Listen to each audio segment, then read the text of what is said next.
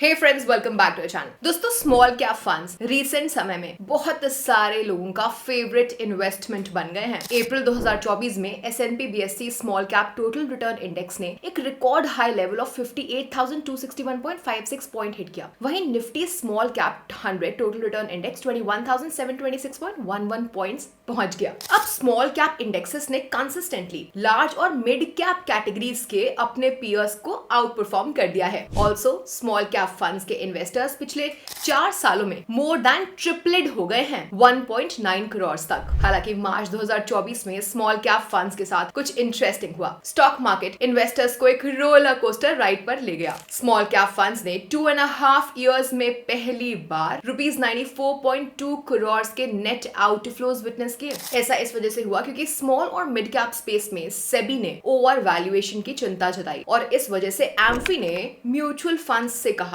कि वो अपने मिड और स्मॉल कैप फंड्स के लिए मैंडेटरीली एक स्ट्रेस टेस्ट चलाए। ये स्ट्रेस टेस्ट दिखाएगा कि मिड और स्मॉल कैप फंड्स को अपनी पोर्टफोलियो होल्डिंग का 25% और 50% रिस्पेक्टिवली लिक्विडेट कर पाने में कितने नंबर ऑफ डेज लगेंगे। ऐसा इसलिए क्योंकि सेबी टेस्ट करना चाहता है कि म्यूचुअल फंड्स बुरी मार्केट कंडीशंस के दौरान अपने मिड कैप और स्मॉल कैप फंड पोर्टफोलियोज को कैसे मैनेज करेंगे, क्योंकि एक मार्केट क्रैश के दौरान दोस्तों कई इन्वेस्टर्स अपने मिड और स्मॉल कैप यूनिट्स को रिडीम करने के लिए भागते हैं। सो ये टेबल दिखाता है कि अप्रैल 2024 में स्मॉल कैप फंड्स के स्ट्रेस टेस्ट रिजल्ट्स क्या थे। अब अप्रैल 2024 में स्मॉल कैप फंड्स ने एक बहुत ही रिमार्केबल कमबैक किया। इसमें ₹2208 करोड़ के नेट इनफ्लोज हुए। इसके बावजूद आप स्मॉल कैप फंड्स को ग्रांटेड नहीं ले सकते। ये इन्वेस्टमेंट में इन्वॉल्व्ड रिस्क को समझने में मदद करता है। तो आप स्मॉल कैप फंड्स में से बेस्ट कैसे पा सकते हैं? दोस्तों, आंसर जानने के लिए इस वीडियो को देखते रहिए। लेकिन हाँ, इसके पहले कि हम आगे बढ़े, please hit the likes button, इसे शेयर कर दे और हमारे चैनल को सब्सक्राइब कर ले। और दोस्तों, साथ ही बेल आइकन को भी क्लिक कर लीजिए ताकि आपसे कुछ भी मिस ना हो। और तो और ध्यान रखिए कि ये वीडियो सिर्फ एजुकेशनल पर्पसेस के लिए है। जो फंड्स मेंशन्ड हैं वो सिर्फ एग्जांपल्स के तौर पे यूज किए जा रहे हैं। हमारी तरफ से कोई रिकमेंडेशन नहीं है। हमेशा अपना खुद का रिसर्च करिए और एक्सपर्ट से कंसल्ट करिए कोई भी फाइनेंशियल डिसीजन लेने से पहले। Alright, let's get started.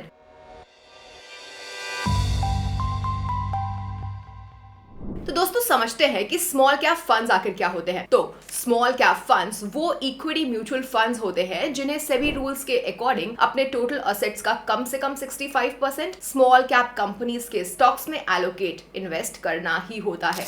अब आइए समझते हैं कि स्मॉल कैप फंड्स में क्या रिस्क शामिल है।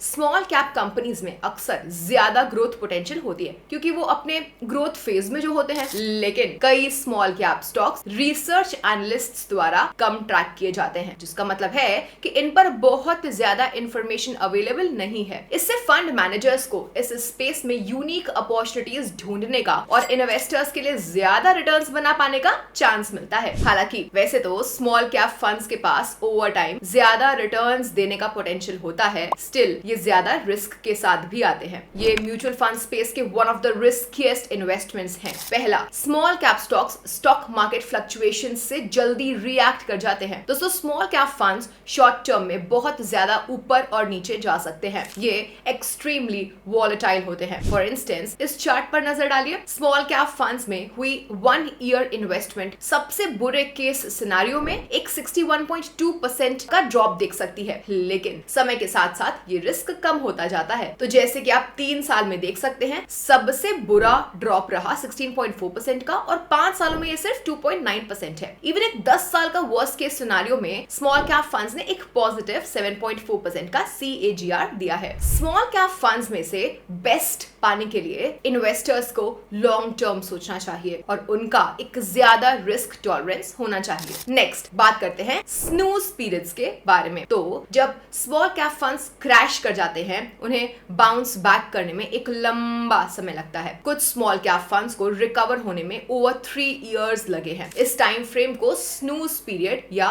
रिकवरी पीरियड कहा जाता है। तो जैसे कि आप इस चार्ट में देख ही सकते हैं, S&P BSE small cap index ने लास्ट 15 साल में 4 पीक्स दिखाई है। हर एक पीक के बाद जब स्टॉक मार्केट फॉल होता है तो स्मॉल कैप इंडेक्स को रिकवर होने में at least 256 days to 4 years almost लगते हैं। तो आपको ऐसे लॉन्ग इंटरवल्स के लिए प्रिपेयर्ड रहना चाहिए और इन पीरियड्स के गुजरने का इंतजार करने के लिए पेशेंस भी होना चाहिए। इस टाइम पीरियड में स्मॉल कैप फंड्स आपको 0 या फिर इवन नेगेटिव रिटर्न्स भी दे सकते हैं। दोस्तों, कुछ investors top small cap funds को खरीदते हैं जब स्टॉक मार्केट्स डाउन होती हैं तब। वैसे तो ये एक अच्छी इन्वेस्टमेंट स्ट्रैटेजी हो सकती है, लेकिन लॉन्ग रिकवरी पीरियड को हैंडल करने के लिए आपको काम रहना होगा, कभी कभी ओवर 3 इयर्स के लिए भी। नाउ स्मॉल कैप फंड्स में से बेस्ट निकाल पाने के लिए आपको इनके इन्वेस्टमेंट स्टाइल्स समझने होंगे। कई स्मॉल कैप फंड्स के यूनिक पोर्टफोलियोज होते हैं। ऐसा इसलिए क्योंकि MSMEs यानी micro small and medium enterprises Indian economy का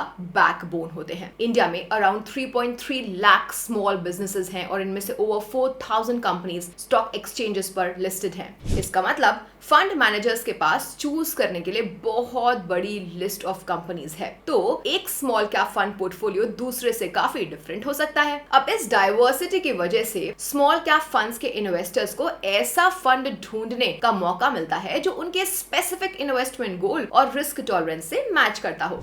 चलिए अब अलग अलग स्मॉल कैप फंड्स के इन्वेस्टमेंट स्टाइल्स को देख लिया जाए। नंबर 1, कुछ small cap funds true to label होते हैं। दोस्तों, सेबी रूल्स के हिसाब से ना स्मॉल कैप फंड्स को अपने टोटल असेट्स का एटलीस्ट 65% स्मॉल कैप स्टॉक्स पे इन्वेस्ट करना ही होता है। वैसे तो सभी स्मॉल कैप फंड्स को ये रूल फॉलो करना चाहिए, लेकिन कुछ स्मॉल कैप फंड्स का तो स्मॉल कैप स्टॉक्स की तरफ कुछ ज्यादा ही एलोकेशन होता है जो इन्हें ट्रू टू लेबल बना देता है। For instance, Tata small cap fund ने कंसिस्टेंटली ओवर 90% का एलोकेशन मेंटेन करके रखा है स्मॉल कैप स्टॉक्स की तरफ, जो इसे ट्रू टू लेबल बनाता है। स्मॉल कैप फंड्स इन्वेस्टर्स के लिए ये true to label approach small cap stocks की तरफ एक फोकस्ड एक्सपोजर देता है, जिससे ओवर टाइम ग्रोथ का पोटेंशियल बढ़ जाता है। दोस्तों, ट्रू टू लेबल फंड्स उन लोगों के लिए एक अच्छा ऑप्शन हो सकते हैं जो कि स्मॉल कैप कंपनीज के लॉन्ग टर्म प्रोस्पेक्ट्स को लेकर के कॉन्फिडेंट हो और जो पोटेंशियली हायर रिटर्न्स कमाने के लिए हायर रिस्क भी एक्सेप्ट करने को तैयार हो। नंबर 2, कुछ स्मॉल कैप फंड्स के पोर्टफोलियो में बहुत सारे स्टॉक्स होते हैं। कुछ स्मॉल कैप फंड्स बहुत से स्टॉक्स में इन्वेस्ट करते हैं और इंश्योर करते हैं कि हर एक स्टॉक का उनके टोटल पोर्टफोलियो में एक बहुत ही छोटा पोर्शन रहे, टिपिकली अराउंड से 1 to 2% ऑफ टोटल पोर्टफोलियो। इस इन्वेस्टमेंट स्ट्रैटेजी से किसी एक सिंगल स्टॉक के पुअर परफॉर्मेंस या फिर इवन कुछ स्टॉक्स के पुअर परफॉर्मेंस का असर फंड के ओवरऑल परफॉर्मेंस पर कम पड़ता है। For example, Nippon India small cap fund as of May 2024 इसके पोर्टफोलियो में ओवर 200 स्टॉक्स हैं और हर एक स्टॉक फंड का बहुत ही छोटा पोर्शन रिप्रेजेंट करता है। इनफैक्ट हर एक इंडिविजुअल स्टॉक का ओवरऑल फंड के पोर्टफोलियो में अराउंड 1 से 2% का ही एलोकेशन है। नंबर 3, स्मॉल कैप फंड्स जिनमें लार्ज कैप होल्डिंग्स ज्यादा हो। तो small cap funds liquidity risk के लिए काफी वल्नरेबल होते हैं। अब जिन स्टॉक्स की कम लिक्विडिटी होती है उन्हें सही समय पर बेच पाना बेहद मुश्किल हो जाता है और ये प्रॉब्लम लार्ज और मिड कैप स्टॉक्स के बजाय स्मॉल कैप स्टॉक्स में होती है ज्यादा। यानी small cap stocks liquidity problems face कर सकते हैं। ऐसा इसलिए क्योंकि कुछ स्मॉल कैप स्टॉक्स में स्टॉक एक्सचेंजेस पर बहुत ज्यादा स्ट्रॉन्ग ट्रेडिंग वॉल्यूम हो सकता है ना हो। तो एक तरीका जिसकी मदद से ये स्मॉल कैप फंड्स अपने पोर्टफोलियो में से इस लिक्विडिटी रिस्क को कम कर सकते हैं वो ये है कि वो अपने पोर्टफोलियो का एक पोर्शन लार्ज कैप स्टॉक्स की तरफ डाल दे। नाउ स्मॉल कैप फंड्स को अपने टोटल असेट्स का 65% कंपल्सरी स्मॉल कैप स्टॉक्स में इन्वेस्ट करना ही होता है। हालांकि वो बचा हुआ 35% मिड और लार्ज कैप स्टॉक्स में इन्वेस्ट करने के लिए बेहद फ्री हैं। तो लिक्विडिटी रिस्क को मैनेज करने के लिए कुछ स्मॉल कैप फंड्स का एक डिसेंट एलोकेशन होता है लार्ज कैप स्टॉक्स की तरफ, क्योंकि लार्ज कैप एक मार्केट करेक्शन के दौरान रिलेटिवली स्टेबल होते हैं। For example, quant small cap fund के होल्डिंग का अबाउट 27% लार्ज कैप स्टॉक्स में है एज ऑफ अप्रैल 2024। आइए डिस्कस करते हैं स्मॉल कैप फंड्स जिनका लो पोर्टफोलियो टर्नओवर रेशियो होता है। तो पोर्टफोलियो टर्नओवर रेशियो नापता है कि पोर्टफोलियो की म्यूचुअल फंड होल्डिंग्स उसके फंड मैनेजर के द्वारा कितनी अक्सर कितनी ऑफन खरीदी और बेची जा रही हैं। तो एक ज्यादा हाई पोर्टफोलियो टर्नओवर रेशियो का मतलब होता है कि स्टॉक्स की कांस्टेंट बाइंग और सेलिंग जो कि फंड के एक्सपेंसेस को बढ़ा देता है और ओवर टाइम फंड के रिटर्न्स को कम कर सकता है। तो कुछ इन्वेस्टर्स ऐसे स्मॉल कैप फंड्स को प्रेफर करते हैं जो कि एक बाय और होल्ड इन्वेस्टमेंट स्ट्रेटजी फॉलो करता हो। उसका मतलब है कि उनका एक कम पोर्टफोलियो टर्नओवर रेशियो होगा। इससे ओवर टाइम ओवरऑल रिटर्न्स बढ़ाने में मदद मिल पाएगी। तो ये है कुछ स्मॉल कैप फंड्स जिनका कम पोर्टफोलियो टर्नओवर रेशियो है। For example HDFC small cap fund का लास्ट 1 ईयर में 10.8% का PTR रहा है। Also Nippon India small cap fund और कोटक स्मॉल कैप फंड का लास्ट 1 ईयर में 22% और 18.88% रिस्पेक्टिवली PTR रहा। तो जब हम अलग अलग इन्वेस्टमेंट स्टाइल्स डिस्कस करते हैं, आप स्मॉल कैप फंड्स के माइक्रो कैप होल्डिंग्स पर ध्यान डाल सकते हैं। दोस्तों, माइक्रो कैप स्टॉक्स का मतलब बहुत छोटी company, typically top 500 by market capitalization से भी बात की। वैसे तो ये ज्यादा ग्रोथ पोटेंशियल ऑफर कर सकते हैं, लेकिन साथ ही इनमें स्मॉल कैप स्टॉक्स वाले सभी रिस्क भी होते हैं और ज्यादा भी होते हैं। इस वजह से जिस स्मॉल कैप फंड्स के पोर्टफोलियो में माइक्रो कैप स्टॉक्स होते हैं वो और भी ज्यादा रिस्की हो जाते हैं। वेल फ्रेंड्स, अब हम अपने कंक्लूजन पे आ ही चुके हैं। दोस्तों, how to get the best out of small cap funds video के हम एंड पे आ चुके हैं। ध्यान रखिएगा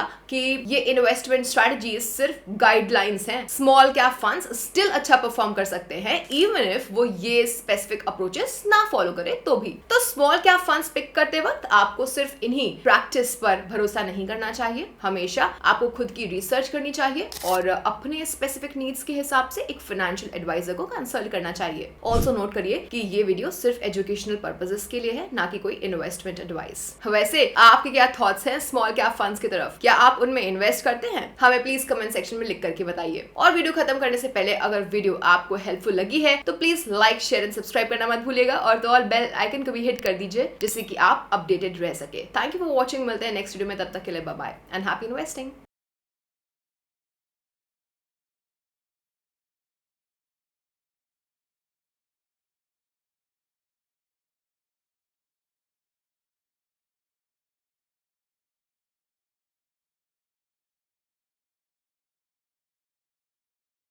Mutual fund investments are subject to market risks. Read all scheme-related documents carefully.